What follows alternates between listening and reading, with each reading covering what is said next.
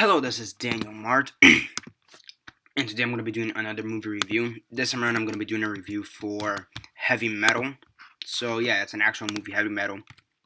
And yeah, this is going to be again for my midnight movie reviews. Again, most of these midnight movie reviews are cult classics, or B-level films, or yeah, B-level films, cult classic movies, or movies with low budgets, so bad they're good, etc., etc. So yeah, this movie stars Don Franks, or the voice acting talents of Don Franks, Caroline Semple, Richard Ramos, Susan Romaine, Al Waxman, Harvey Atkins, John Candy, Glennis Wooten-Gross, Marilyn Lightstone, Jackie Burrow, Martin Lovett, August Schellenberg, John Vernon, Eugene Levy, John Flattery, or Joe Flattery, sorry, Roger Bumpass, and is there anybody else?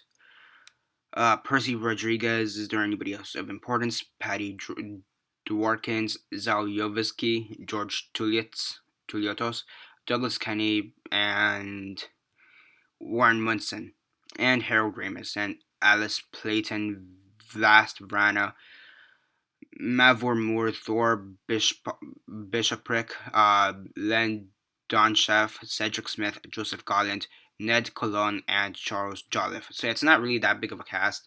It's about 20, 30 something, 20-ish cast members. And yeah, now this is an anthology film, so it's gonna be a little bit interesting for the synopsis. So, but before I begin, though, 10-second spoiler warning as usual for those of you that actually watched the movie and haven't already. Stop the video, go check it out, and come back and watch the rest of this review. 10-second spoiler warning as usual, starting now.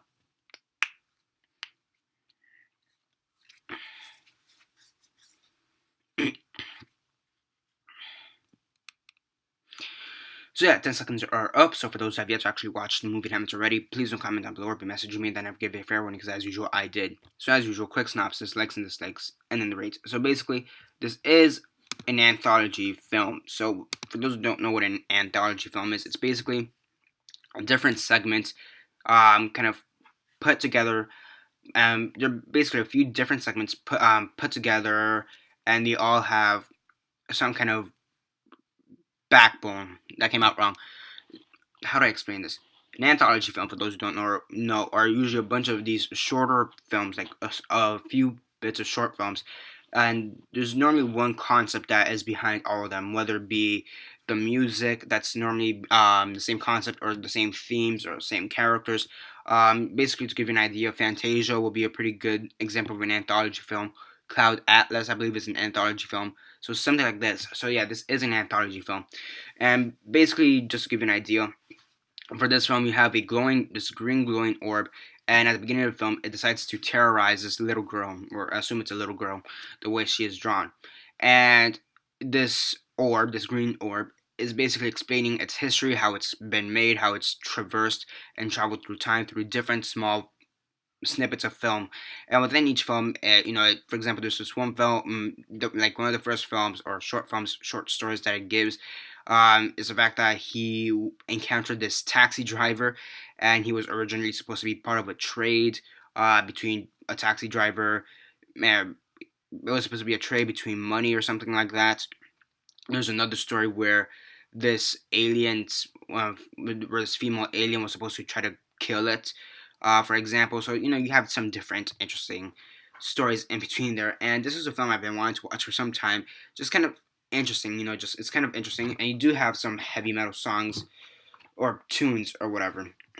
Now most of these are from the 80s or 70s, or the movie came out in 81, so most of these are like 70 songs, 70 metal songs. Now, however, despite the fact that the movie is called heavy metal, there's not really that many heavy metal-ish music. I mean, you do have like the guitar riffs, for example, but there's not really that much heavy metal music, so to speak. So yeah, come to find out that this is actually based off a comic book series, which I thought was pretty interesting. I didn't know this was actually based off a comic book series, so I found that pretty interesting as a whole. The animation's really different, to be honest. It's not like your clean cut Disney films from that time. It's nothing like that. It's really gross, morose. Gross and morose, kind of edgy animation, which I really do like. It was pretty interesting for the most part. There were some animations that I'm like, that could have been done better. There's some that I really liked, and it kind of came back to that kind of comic book style, edgy, B-level underground type of style that the comic was probably had. It was, again, it's influenced by the comics. So I really did like that aspect of the movie. Pretty interesting, and yeah, I mean, overall, it's a pretty fun. It's a pretty interesting movie. It's pretty fun. It's not a film for kids. I'll go with that. I mean, It's despite the fact that it is an animated film, there are some really graphic images within this film. I mean, there's a lot of examples of nudity. For example, that's the biggest part I could think of. There are some pretty bloody scenes. There's this one scene where they kill like a pterodactyl, I believe. It looks like a pterodactyl. Um, they, they shoot an arrow to the pterodactyl's neck, and I thought that was pretty interesting.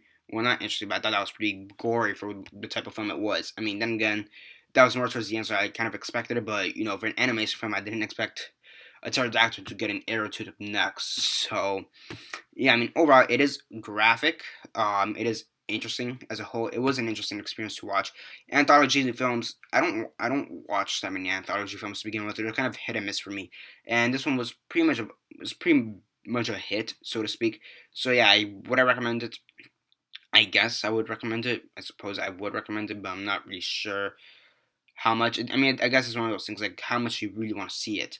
Um, so yeah, on a scale of 1 to 10, 1 being the worst, 10 being the best, and 6 being decent, I'll give it a 7.5 out of 10.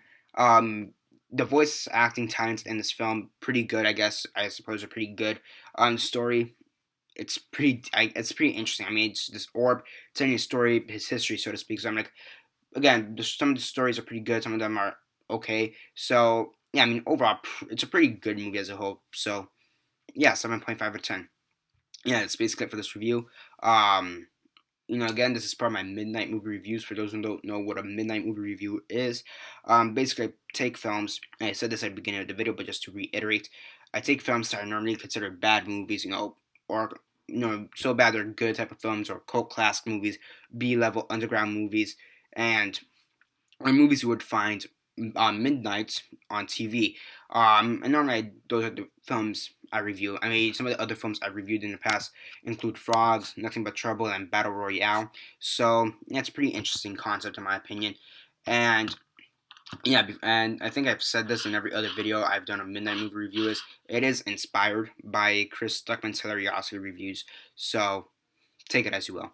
So that's basically it for now. Subscribe if you're not subscribed. I do movie reviews, TV show reviews, and comic book reviews. Comment down below your thoughts on the movie. Have you seen it? And if not, why not? And if you have, what are your thoughts on it? Comment all that down below. Let me know. Like the video, share on Facebook, Twitter, MySpace. Yeah, share on Facebook, Twitter, MySpace, or whatever you guys prefer. And that's basically it for now. This is Daniel Mart signing off.